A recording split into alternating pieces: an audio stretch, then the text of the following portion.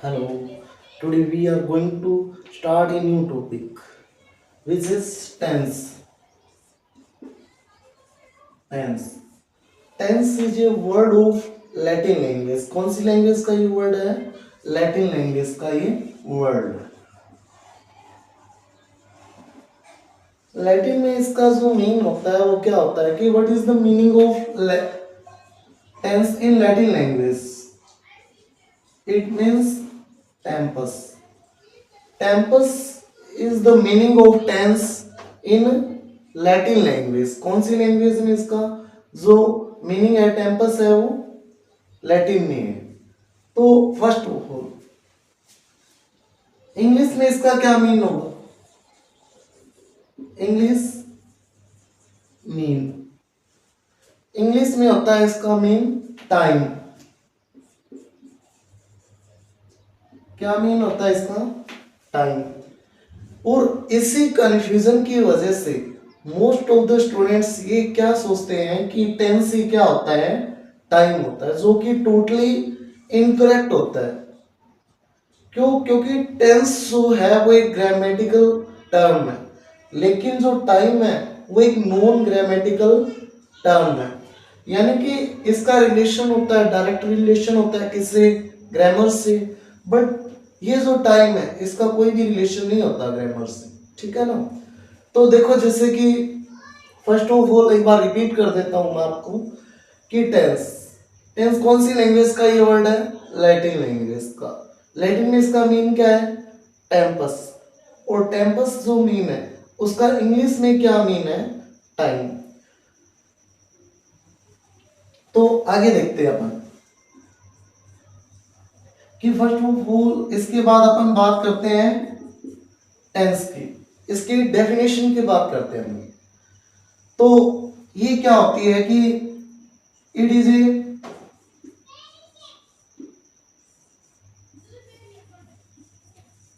A form of verb. ये क्या होती है? वर्ब की एक फॉर्म होती है जो कि क्या बताती है? विच expresses the time in a sentence। जो कि एक सेंटेंस में क्या बताती है? टाइम बताती है। अब देखो, ये क्या है? एक वर्ब की फॉर्म होती है जो कि क्या बताती है? टाइम बताती है, न कि खुद टाइम होती है। खुद नहीं टाइम होता टेंस करने में। जैसे कि अपन देखते हैं कि वॉच की बात करते हैं। वॉच जो होती है ना वो टाइम बताती है, ना कि वो खुद टाइम होती। ये वॉच जो है वो रिप्रेजेंट करती है टाइम को, खुद नहीं होती वो टाइम। इसी तरीके से टेंस क्या है? टाइम बताता है, बट ये खुद नहीं होता टाइम। देखो, जैसे एग्जांपल से बताऊं मैं, अगर आपको इस चीज को एग्जांपल से मैं अगर क्लियर करूं तो देखते हैं अपन। जैसे कि टुमारो इज संडे, यानी कि कल क्या है? संडे है। अब कल संडे है तो देखो यहां पर इज जो है, यहां से टेंस कौन सा है इसके अंदर? टेंस कौन सा है? प्रेजेंट टेंस है। टेंस तो प्रेजेंट हो गया, बट टाइम कौन सा है यहां पर? फ्यूचर टाइम है। यानी इससे ये क्लियर हो रहा है कि टेंस अपने आप में एक सेपरेट है किससे? टाइम से। तो ये क्या है? फ्यूचर टाइम है। तो इस तरीके से अपन क्या बोल सकते हैं कि टेंस और टाइम दोनों क्या है? सेपरेट चीजें हैं। देखो, जैसे एक बार रिपीट कर देता हूं इन चीजों को कि tense tense is a word of which language? It is a word of Latin language. कौन सी लैंग्वेज का ये वर्ड है? लैटिन लैंग्वेज का ये वर्ड है। इसके बाद में लैटिन में इसका मीन क्या होता है? Tempus. Tempus is the meaning of tense in Latin language. यानी कि टेंस का लैटिन लैंग्वेज में मीन क्या होता है? टेम्पस होता है। इसके बाद इंग्लिश मीन क्या होता है टेम्पस का? टाइम होता है। बट इसी कंफ्यूजन की वजह से ज़्यादातर जो स्टूडेंट्स हैं वो क्या सोचते हैं कि टेंस और टाइम है दोनों क्या है, सेम चीज़ें हैं। बट ये क्या है, दोनों सेम नहीं होती है, दोनों टोटली क्या है, डिफरेंट है ये। इसी तरीके से अपन आगे बात करते हैं, इसकी डेफिनेशन की बात करते हैं। तो it is A form of verb which expresses the time in a sentence. यानी ये क्या होती है, वर्ब की फॉर्म होती है जो कि क्या बताती है, किसी भी सेंटेंस में टाइम बताती है। जैसे कि एग्जांपल देखते हैं अपने कि टुमारो इज संडे, कल क्या है, संडे है। इज यहां से टेंस कौन सा है, प्रेजेंट है। बट इसके अंदर क्या है, टाइम कौन सा है, फ्यूचर है। यानी इससे ये क्लियर हो रहा है कि दोनों चीजें क्या है, जैसे टेंस और ये टाइम दोनों क्या है, सेपरेट है, अलग अलग है, सेम नहीं है। इसके बाद आगे चलते हैं।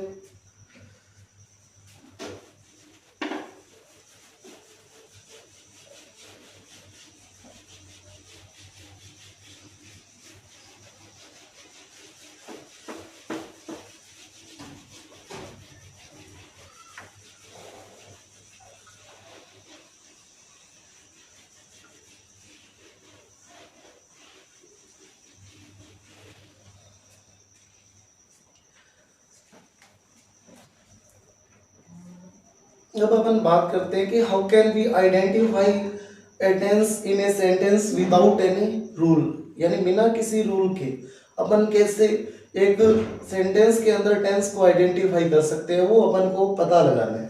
तो देखो,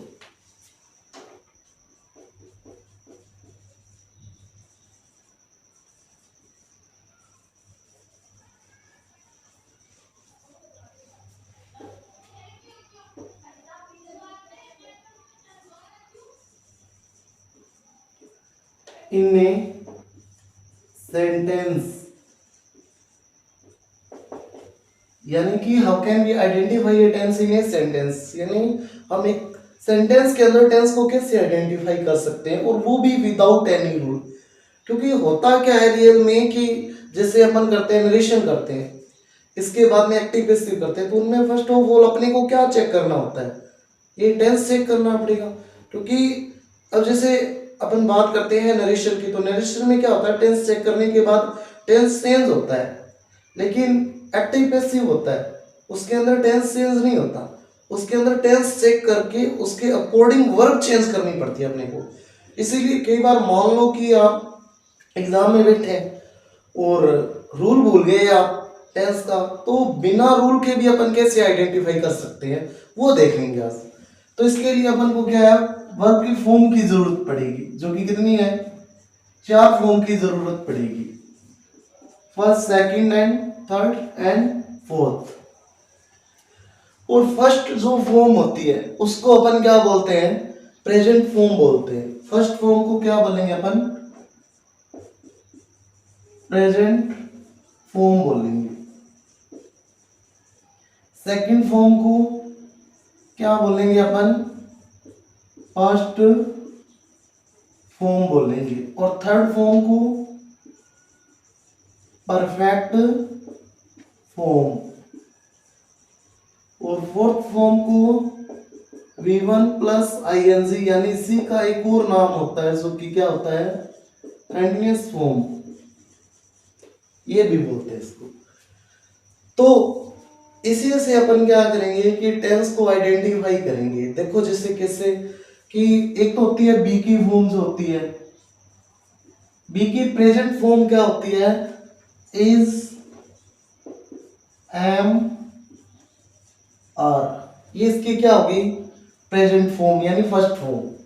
इसके बाद में इसकी पास्ट फॉर्म क्या होगी, वॉज या फिर वर। इसके बाद में इसकी जो थर्ड फॉर्म होगी वो कौन सी होगी, बीन, BWN। और इसकी जो फोर्थ फॉर्म होगी वो क्या होगी, बीइंग होगी। ये क्या होगी, इसकी फोर्थ फॉर्म होगी। अब इसके बाद देखते हैं अपने, एक होता है डू, इसकी खुद की फर्स्ट फॉर्म क्या है, do. Second form did, third form done, और fourth form doing, V1 plus ING हो गया। इसके बाद डज की कोई फॉर्म नहीं होगी, क्योंकि ये क्या होता है कि डू की सिंगुलर फॉर्म होती है, तो ये इसी की फॉर्म यूज करेगा आगे। इसी तरीके से एक होता है हैव खुद first form, second form had, और थर्ड फॉर्म हैड, और फोर्थ फॉर्म हैविंग हो जाएगी। फोर्थ फॉर्म क्या हो जाएगी? हैविंग। इसके बाद में हैज जो है वो सिंगुलर फॉर्म है। ये क्या है? फर्स्ट फॉर्म में तो यूज होता है, बट आगे ये क्या है? हैव की फॉर्म यूज करता है। अब देखो इतनी सी टेबल है, और इसी से अपन क्या करेंगे? टेंस आइडेंटिफाई करेंगे, और वो भी विदाउट एनी रूल, बिना किसी रूल के। क्योंकि अपन क्या करते हैं? हमेशा रट्टा मारते चलते हैं कि जैसे हेल्पिंग वर्ब VJMR आ गई प्लस V1 के साथ ING आ गया, तो अपन क्या बोलते हैं? प्रेजेंट कंटिन्यूअस टेंस बोलते हैं, जो कि एक रट्टाफिकेशन हो गया। बट यहाँ पर देखेंगे कि कोई रट्टाफिकेशन नहीं है इसमें। देखते हैं कैसे। जैसे कि मैं बोल दूं कि आई एम प्लेइंग क्रिकेट, ये सेंटेंस है। जैसे फर्स्ट ऑफ ऑल ये सेंटेंस अपन ने लिया है, तो इसमें जैसे अपने को क्या चेक करनी है? Helping verb, main verb. ये क्या है? हेल्पिंग वर्ब, जो कि कहाँ दिखाई दे रही है? यहाँ पर दिखाई दे रही है बना। और यहाँ पर जब दिखाई दी तो ये कौन सी फॉर्म है? फर्स्ट फॉर्म है। और फर्स्ट फॉर्म को अपन क्या बोलते हैं? प्रेजेंट। तो मैंने इसको क्या लिख दिया? प्रेजेंट लिख दिया। ठीक है। इसके बाद में प्लेइंग। अब प्लेइंग यहाँ पर क्या दिखाई दे रहा है? V1 प्लस ING दिखाई दे रहा है। V1 प्लस ING दिखाई दे रहा है, यानी कि ये रहा। ये कौन सी फॉर्म है? Fourth form. फोर्थ फॉर्म को अपन क्या बोलते हैं? कंटिन्यूअस बोलते हैं। तो यहाँ पर कौन सा हो जाएगा? ये टेंस कौन सा हो गया? Present continuous. अब यहाँ पर मैंने कोई रूल नहीं रटवाया आपको। ऐसा नहीं है कि मैंने कोई रूल बताया आपको, डायरेक्ट बताया सीधा का सीधा। इसके बाद और एग्जांपल से समझाता हूं मैं आपको।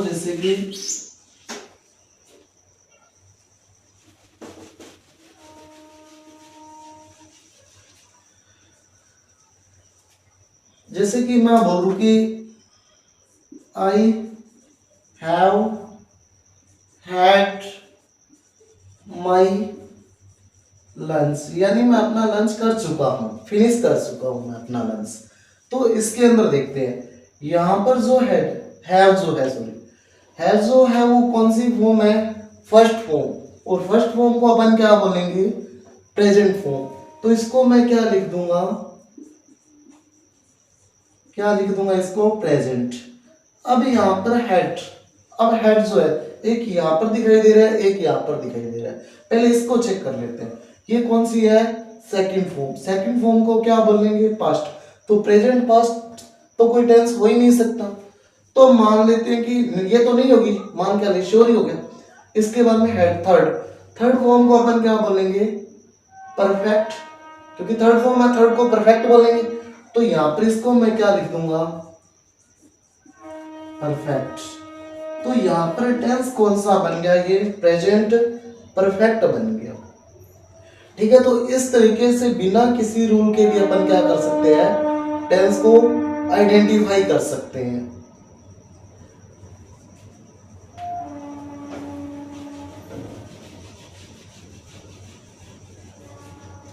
तो ठीक है, आज के लिए बस इतना ही।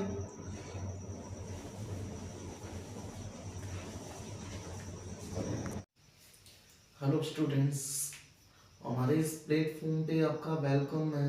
इंग्लिश चरण के इस प्लेटफॉर्म पर मैं तरसेम चरण आपका हार्दिक अभिनंदन करता हूँ, आपका वेलकम करता हूँ। तो जैसा कि पिछली क्लास में अपने टेंस स्टार्ट किए थे, और टेंस का मैंने आपको बेसिक सी चीज़ें बताई थी, बेसिक जो कंसेप्ट बताया था मैंने आपको, इसी के साथ में विदाउट रूल ये भी बताया था कि अपन कैसे टेंस को आइडेंटिफाई कर सकते हैं। तो एक बार थोड़ा सा मैं वो रिपीट कर देता हूँ 5-10 मिनट में।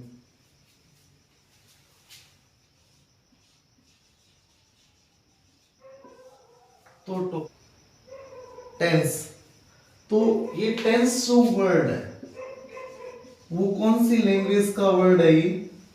लैटिन लैंग्वेज का ये क्या है? वर्ड है। अब लैटिन लैंग्वेज का ये वर्ड है तो मैंने इसका लैटिन में मीन क्या बताया था? टेम्पस। लैटिन मीन क्या बताया था मैंने आपको? टेम्पस। और टेम्पस का जो इंग्लिश मीन है वो क्या होता है? टाइम। टेम्पस का इंग्लिश मीन क्या बताया था मैंने आपको? टाइम। और ये भी बताया था कि इसी कंफ्यूजन की वजह से जो मोस्ट ऑफ द स्टूडेंट्स है वो क्या सोचते हैं कि टेंस से क्या होता है? टाइम है। और ये जो कंसेप्ट है वो टोटली इनकरेक्ट भी बताया था मैंने। कैसे? इसको प्रूव करके भी दिखाया था। देखो, जैसे एग्जांपल मैंने क्या बताया था?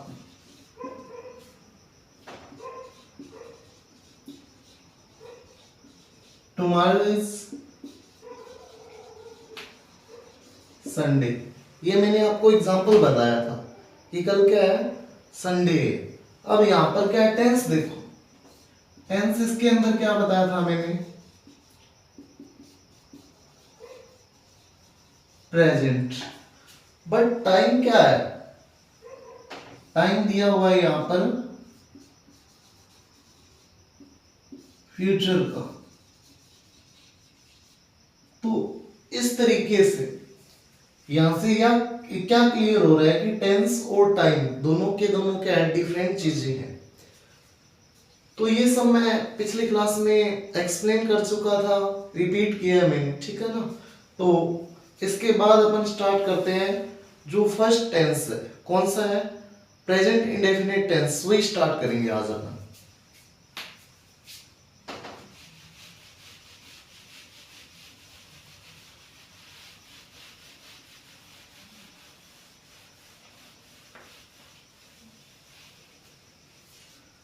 तो देखो यहां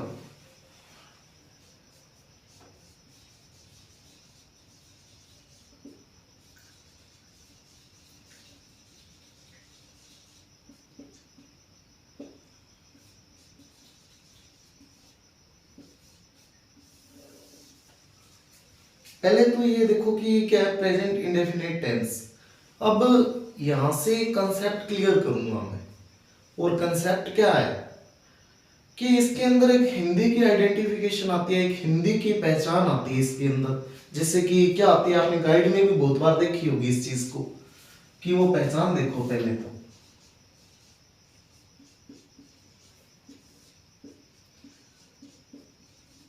ता है, ती है, और क्या है? ते है। अब देखते हैं ये वाला जो कंसेप्ट है वो कितना काम करता है। क्योंकि ज्यादातर जो स्टूडेंट्स हैं वो इसको पढ़ते भी है, गाइड में भी कभी देखा होगा, टीचर्स भी ज्यादातर इसको पढ़ाते हैं इसे। लेकिन क्या ये कंसेप्ट जो है वो काम करता है? जैसे कि मैं फर्स्ट ऑफ ऑल एक एग्जांपल लेके देखता हूं इसके लिए, कि मैं क्रिकेट खेलता हूं, या फिर मैं बोल दूं कि मैं हमेशा क्रिकेट खेलता हूं, तो इसको मैं इंग्लिश में कैसे ट्रांसलेट करूंगा? देखो क्या लिखूंगा मैं इसके लिए कि आई ऑलवेज प्ले क्रिकेट। ऐसे ही बनता है। लेकिन एक एग्जांपल अपन चेंज करते हैं, और एग्जांपल नया लेते हैं। और वो एग्जांपल क्या है कि गाय के 4 पैर होते हैं। तो इसको क्या बनाएंगे कि गाय के 4 पैर होते हैं। तो इसका अगर इंग्लिश में अपन ट्रांसलेट करेंगे तो क्या बोलेंगे? The cow has 4 legs। The cow has 4 legs। अब यहां पर क्या है? ते है, आ गया लास्ट में। और इसी वजह से कई तो इसको इससे कंफ्यूजन में रहते हैं कि यहां पर हैज है आ गया, तो ये तो परफेक्ट नहीं हो गया है। कि इसी कंफ्यूजन में लगे रहते हैं हमेशा जो स्टूडेंट्स होते हैं, क्योंकि वो ता है ती है ते है वाला कंसेप्ट करते हैं और वो सोचते हैं कि हैज़ आ गया, और हैज़ किस में आता है, परफेक्ट में आता है। लेकिन यहाँ पर मैं ये क्लियर कर देता हूँ कि ये जो हैज़ है वो एक जो परफेक्ट में आता है वो जो हेल्पिंग वर्ब यूज होता है और उसके बाद में मेन वर्ब की क्या होती है, थर्ड फॉर्म होती है। बट यहाँ पर ये क्या है, हैज़ यहाँ पर ये क्या है, V1 है और ये कौन सी है, मेन वर्ब है यहाँ पर। तो देखो जरा ये सब्जेक्ट हो गया, इधर द काउ क्या हो गया, ये हो गया सब्जेक्ट। ये हैज जो है वो क्या है, मेन वर्ब की फर्स्ट फॉर्म है। इसी के साथ जो 4 लेग्स है ये क्या हो गया, ऑब्जेक्ट वगैरह हो गया, ठीक है ना। तो यहाँ पर ये मेन वर्ब है, अभी भी ये क्या है, प्रेजेंट इंडेफिनिट टेंस ही है, ये मेन वर्ब है, यहाँ पर हेल्पिंग वर्ब नहीं है। हेल्पिंग वर्ब होती तो वहां पर इसके बाद मेन वर्ब की थर्ड फॉर्म वगैरह आती, ठीक है, और थर्ड फॉर्म आती तो प्रेजेंट परफेक्ट होता फिर। लेकिन यहाँ पर क्या है कि has as a main verb use हुई है, और जब has as a main verb use होती है तो ये फिर कौन सा टेंस है, प्रेजेंट इंडेफिनिट टेंस है। तो इस कंसेप्ट को लेके कंफ्यूजन नहीं होना है अपने, ये नहीं सोचना है कि हैज ए परफेक्ट में नहीं आ सकता, हैज ए आ सकता है but as a helping verb, sorry has as a main verb, but कभी भी इसके अंदर as a helping verb use नहीं होगा, as a main verb use होगा। हेल्पिंग वर्ब हैज ए किसके अंदर, एज ए हेल्पिंग वर्ब किसके अंदर, कौन से टेंस के अंदर यूज होगा परफेक्ट के अंदर, और परफेक्ट में कौन सा, प्रेजेंट परफेक्ट, उसके अंदर हैज ए जो होगा यूज वो as a helping verb use होगा। बट यहाँ पर इस प्रेजेंट इंडेफिनिट में क्या होगा, ये as a main verb use होगा। आई होप आपको समझ में आ रहा होगा जो मैं कंसेप्ट यहाँ से क्लियर करने की कोशिश कर रहा हूँ, क्योंकि ज्यादातर लोग क्या है कि इसी कंफ्यूजन में ही लगे रहते हैं, उनको क्लियर होता ही नहीं है कंसेप्ट, और बस ठीक है वो तुक्का मार के और अपने ठीक है पेपर क्लियर कर देते हैं, या ठीक है 10th 11th में ये टेंस जो टॉपिक है वो क्लियर कर लेते हैं, 9th में भी ये टॉपिक जैसे तो ये क्लियर कर लेते हैं, बट ये कंसेप्ट भी क्लियर होना चाहिए, ठीक है। चलो इसके बाद नेक्स्ट अपने इसके अंदर कुछ रूल्स एंड रेगुलेशंस की अपन बात करते हैं।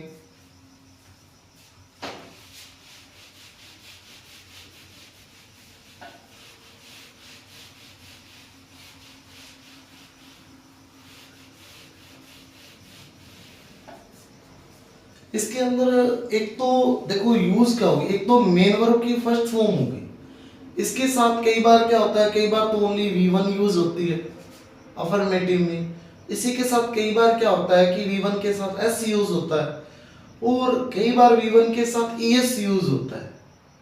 तो वो कंसेप्ट आज अपन क्लियर करेंगे कि किस तरीके से कहाँ पर S यूज होगा, कहाँ पर ES यूज होगा, और कहाँ पर ओनली V1 यूज होगी। इसी के साथ इसके अंदर वो जो helping verb do does use होती है, उसमें भी ज्यादातर जो स्टूडेंट्स होते हैं उनको कंफ्यूजन बना रहता है कि कहाँ पर डू यूज होगा, कहाँ पर डज यूज होगा, कौन सी हेल्पिंग वर्ब जो है वो सिंगुलर है और कौन सी वो प्लूरल है। तो पहले ये कंसेप्ट देखते हैं, इसमें पहले रूल देखो। रूल अफर्मेटिव का इसके अंदर क्या होता है कि जैसे सब्जेक्ट प्लस V1 और V1 के साथ S या ES यूज हो गया, V1 के साथ क्या यूज हो गया, S या ES यूज हो गया।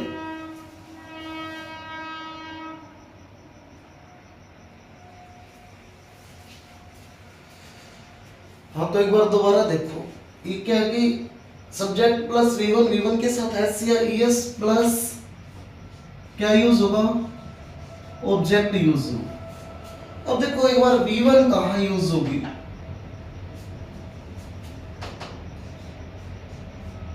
एक होगी V1, एक V1 के साथ S, ऊपर लिख देता हूं थोड़ा सा मैं इसको, V1 के साथ S और V1 के साथ ES, ये तीनों कंसेप्ट क्लियर करते हैं अपन। इन तीनों में फर्स्ट ऑफ ऑल अपन को ये चेक करना है और वो चेक क्या करना है कि इनके अंदर सब्जेक्ट क्या है, सेंटेंस के अंदर सब्जेक्ट क्या है। उसी पे डिपेंड करेगा कि ओनली V1 यूज होगी या V1 के साथ S यूज होगा या फिर V1 के साथ ES यूज होगा। ये किस पे डिपेंड करेगा, सब्जेक्ट पे। जैसे देखो V1 ओनली V1 कब यूज होगी, जब सब्जेक्ट हमारा क्या होगा, I V U they names या फिर क्या आ जाए, प्लूरल सब्जेक्ट आ जाए।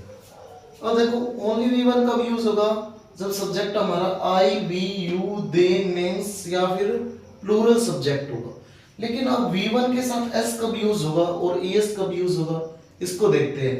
तो इसके लिए V1 के लिए S यूज करना है तो सब्जेक्ट क्या होना चाहिए, ही सी इट नेम या फिर क्या होना चाहिए, सिंगुलर सब्जेक्ट। चलो ठीक है, इसके लिए आई वी यू दे नेम्स या प्लूरल सब्जेक्ट हो गया तो क्या आएगा V1, और ही सी इट नेम या सिंगुलर सब्जेक्ट आएगा तो V1 के साथ S यूज होगा। लेकिन ES कब यूज होगा, इसके लिए भी क्या होना चाहिए, सब्जेक्ट। सब्जेक्ट यहां पर भी ही सी इट नेम या फिर क्या होगा, सिंगुलर सब्जेक्ट होगा। अब स्टूडेंट्स को कंफ्यूजन कहां पर क्रिएट होगा, देखो V1 के साथ S यूज हो रहा है तब भी तो ये सेम सब्जेक्ट है, और कब, जब V1 के साथ ES यूज हो रहा है, जो सब्जेक्ट यहां पर है वही सब्जेक्ट यहां पर है, तो फिर कंफ्यूजन बन गया ना। यहां पर क्या कंफ्यूजन बन गया कि V1 के साथ S भी यूज करना है और ES भी यूज करना है। तो फिर कंफ्यूजन ये बन गया कि अब S और ES का कैसे पता चलेगा कि कहां पर S यूज करना है और कहां पर ES यूज करना है। तो वो देखो उससे, तो इसके लिए अपन को क्या करना पड़ेगा, check last letter of verb, यानी वर्ब का लास्ट लेटर चेक करना पड़ेगा। और इसके लिए भी लास्ट लेटर ऑफ वर्ब, पहले तो यहां पर देखो V1 के साथ ES कब यूज होगा, ES कब यूज होगा, पहले तो वोवेल्स जो है A I O U, E को नहीं नोट करना है इसके अंदर, E क्या है वो ऊपर आएगा, कहां पर, उसके साथ S यूज होगा। जैसे देखो A यहां पर आ गया, B यहां पर आ जाएगा, इसके बाद C भी यहीं आ जाएगा, फिर क्या है, लेकिन CH इधर आएगा, फिर D ऊपर चला जाएगा, E भी ऊपर आएगा, क्योंकि एग्जाम्पल लव के साथ S लगता है, ES नहीं लगता। तो यहां से ये क्लियर हो रहा है कि इसके साथ क्या यूज होगा, S। इसी के बाद देखो F इधर आएगा, FE भी यहीं आएगा, F इसके बाद में G, फिर H, फिर I इधर आ गया, J K L M N O sorry नीचे चला गया, ठीक है ना, O यहां आ गया, इसके बाद में P, फिर Q, फिर क्या है R, फिर S यहां आ जाएगा, फिर SH भी यहीं आ जाएगा, फिर SS भी यहीं आएगा, फिर T ऊपर जाएगा, U इधर आएगा, V ऊपर जाएगा, W भी ऊपर जाएगा और Y भी ऊपर जाएगा, यहां Z और Z। ये वर्ड्स इन लेटर्स को अपने को क्या करना पड़ेगा, चेक करना पड़ेगा। अगर सब्जेक्ट हमारा I V U they names या प्लूरल है तो सब्जेक्ट अगर ये है तो फिर क्या यूज होगा, ओनली V1 यूज होगा। अदरवाइज सब्जेक्ट इनमें से ही सी इट नेम या सिंगुलर है तो ये लास्ट के लेटर चेक करने पड़ेंगे अपन को सेंटेंस के अंदर। जैसे कि एग्जांपल देख के मैं बताता हूं आपको कि I always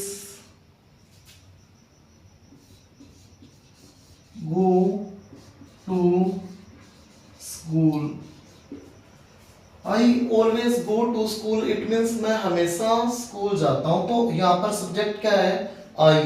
तो जब सब्जेक्ट आई है तो आई यहाँ पर दे रखा है, तो यहाँ पर ओनली V1 आएगी, यानी ब्लैंक में क्या आ जाएगा, ओनली गो का गो आ जाएगा। अब इसके साथ किसी भी तरीके से एस या एस यूज नहीं होगा। अब इसी को अपन एक एग्जांपल और चेंज कर लेते हैं, और एग्जांपल देखो कैसे चेंज करते हैं अपन। सेम एग्जांपल, बट अपने को करना क्या है कि जो सब्जेक्ट चेंज करना है, जैसे कि मान लो मैं आई की जगह क्या रख लूं, सी रख लूं। मान लो जैसे मैं क्या बोलूं, सी ऑलवेज गो टू स्कूल। वह हमेशा स्कूल जाती है, वो हमेशा स्कूल जाती है। तो यहाँ पर क्या है, सब्जेक्ट हमारा सी है। अब सब्जेक्ट हमारा सी यहाँ पर भी है और इसके बाद में यहाँ पर भी है, यानी यहाँ से ये कंफ्यूजन है कि अब एस यूज होगा या एस। तो इसके लिए वर्ब का लास्ट लेटर क्या है, ओ यहाँ पर है, तो इसके साथ क्या यूज होगा, फिर एस यूज होगा। तो देखो यहाँ पर क्या आ जाएगा, गोज आ जाएगा। क्लियर हो गया। इसी के साथ फिर एग्जाम्पल एक आधा और चेंज कर देता हूं मैं।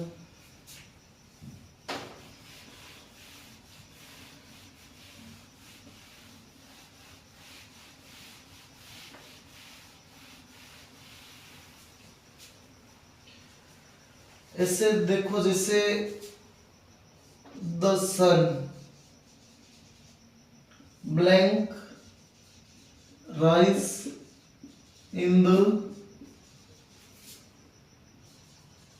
ईस्ट, यानी सन है वो कौन सी डायरेक्शन में राइज होता है, ईस्ट में। अब देखो यहाँ पर द सन, इतना तो क्लियर ही है कि जो सन है वो एक सिंगुलर है, यूनिक है और सिंगुलर भी है।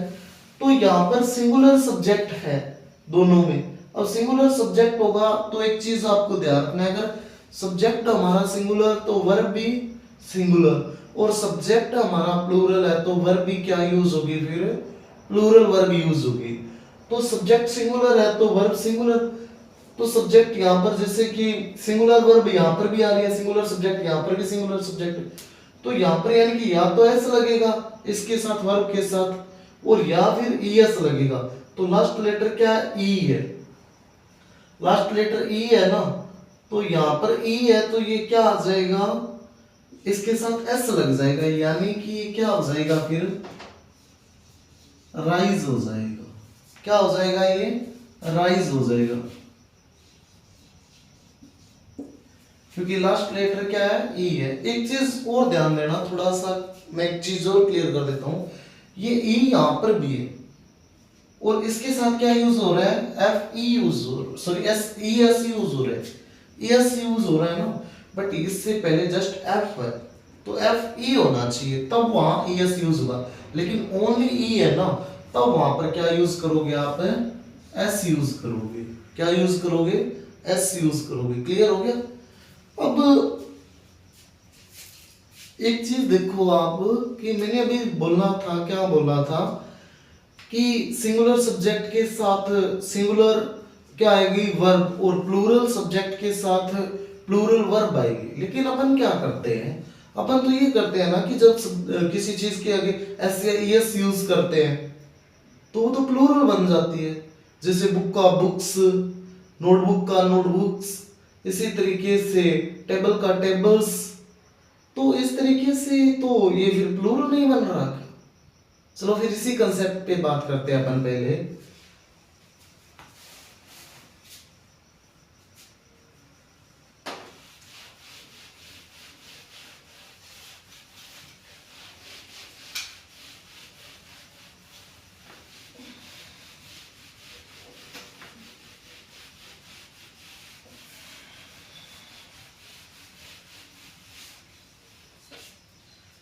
एक क्या आता है, इसी टेंस के अंदर डू डज हो रहा था, उसी से इस चीज को भी कंपेयर कर लेंगे अपने।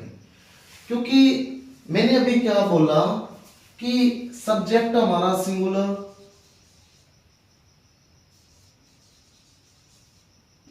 तो वर्ब भी सिंगुलर, यही बोला था मैंने। इसी के साथ सब्जेक्ट हमारा प्लूरल,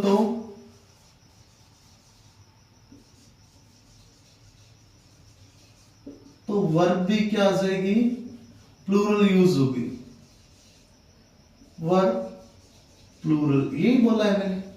बट इसके अंदर क्या आता है, डू और डज आता है, वो देखो। तो जिसे मैंने पहले लिखा, क्या लिखा, डू लिखा, और यहां पर मैंने क्या लिखा, डज लिखा। अब होता क्या है रियल में, तो ये तो क्या होता है, सिंगुलर होता है, सॉरी गलत लिख दिया मैंने, या ये क्या होता है, प्लूरल, और ये क्या होगा, सिंगुलर होगा। और अपन सोचते हैं कि एस या एस लगता है तो वो क्या बनता है, प्लूरल, लेकिन यहां पर तो एस लगा तो ये सिंगुलर बना है। फिर ये लॉजिक क्या हो गया, यहाँ एस हटा है तो वो प्लूरल बन गया, और अपने एस या एस लगाते हैं तो क्या बोलते हैं कि प्लूरल बनता है, नॉर्मल सी बात है। बट अपन, मैं तो क्या लिख रहा हूँ, सिंगुलर लिख रहा हूँ इसको। तो ये चीज देखो ना कि यहाँ पर कंसेप्ट क्या है इन दोनों के पीछे, वो कंसेप्ट की बात करते हैं अपने पहले। तो ये कंसेप्ट ये है कि अगर अपन नाउन के साथ एस या एस यूज कर रहे हैं तब तो क्या होगा, वो प्लूरल होगा। लेकिन जब वर्ब के साथ एस या एस यूज करेंगे तो वो क्या बनेगा, फिर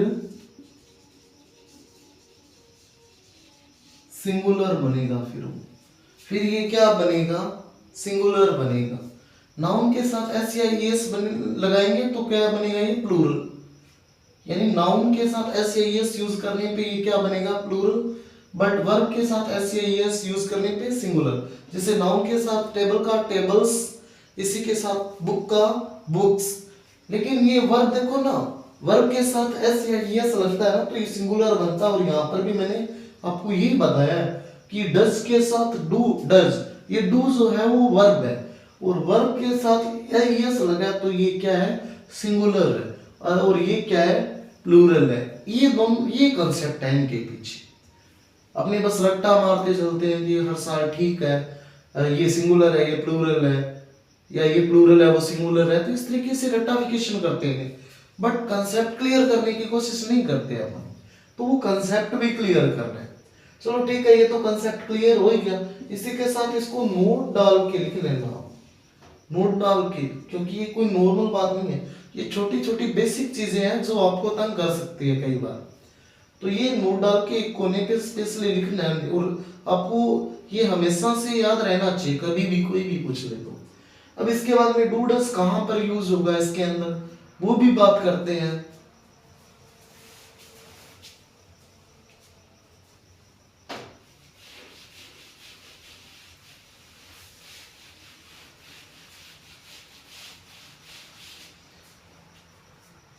तो देखो इसके अंदर डू और डज की बात करता हूं मैं, कि जैसे कि क्या है, ये पहले डू आ गया और इधर क्या आ गया, डज आ गया।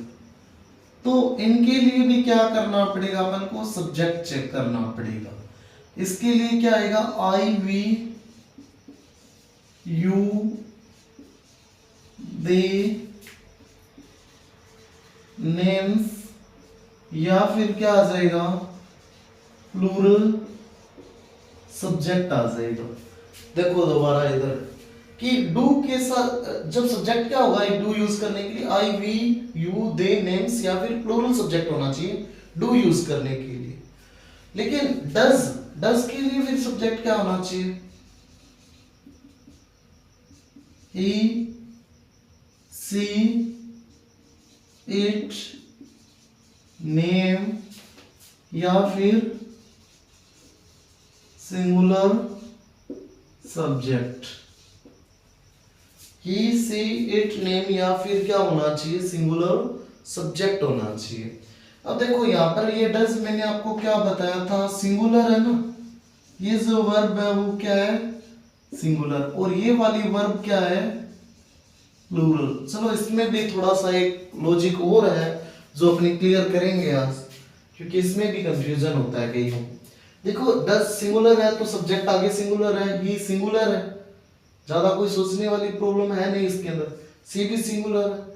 इट नॉन नेम थिंग्स के लिए यूज होता है, सिंगुलर है। नेम ओनली वन नेम, यहाँ नेम्स है, ठीक है, मोर देन वन नेम, तो ये क्या है, सिंगुलर है। इधर सिंगुलर सब्जेक्ट ऑलरेडी दिया हुआ है, तो ये सभी सिंगुलर है, तो इसीलिए सब्जेक्ट वर्ब भी क्या आएगा, सिंगुलर।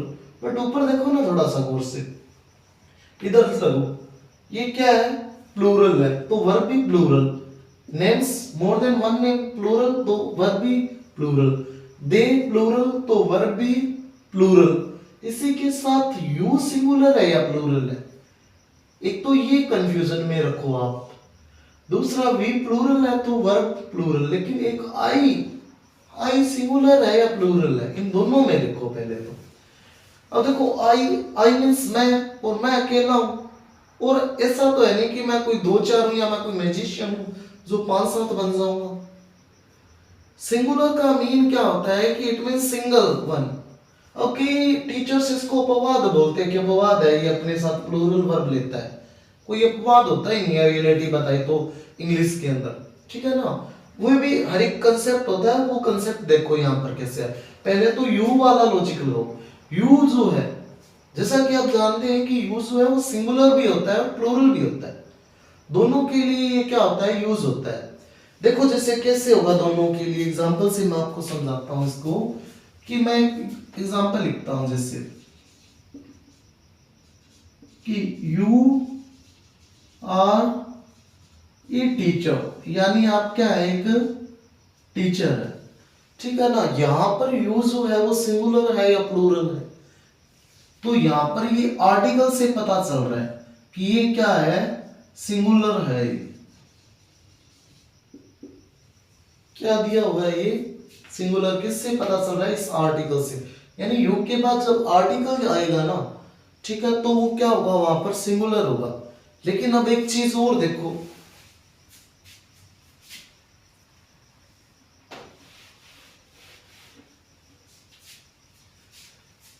कि हमें बोल देते हैं कि यू आर नाइस पर्सन, यानी कि आप क्या है, नाइस पर्सन। या फिर मैं इसकी बजाय एग्जांपल चेंज करके बोलूं मैं, कि मैं ये बोल दूं कि your behaviour is very nice. इससे ये एग्जांपल लेते हैं कि हम इसको चेंज करते हैं कि your behaviour is very nice, यानी आपका जो बिहेवियर है वो बहुत ही नाइस। तो देखो यहां पर पता चल रहा है क्या कि ये जो यू है वो यू का पॉजेसिव केस दिया हुआ है, ये सिंगुलर के लिए यूज हुआ है, किसी एक पर्सन के लिए यूज हुआ है या मोर देन वन पर्सन के लिए यूज हुआ है, पता नहीं चल रहा ना। लेकिन एक ये देखो,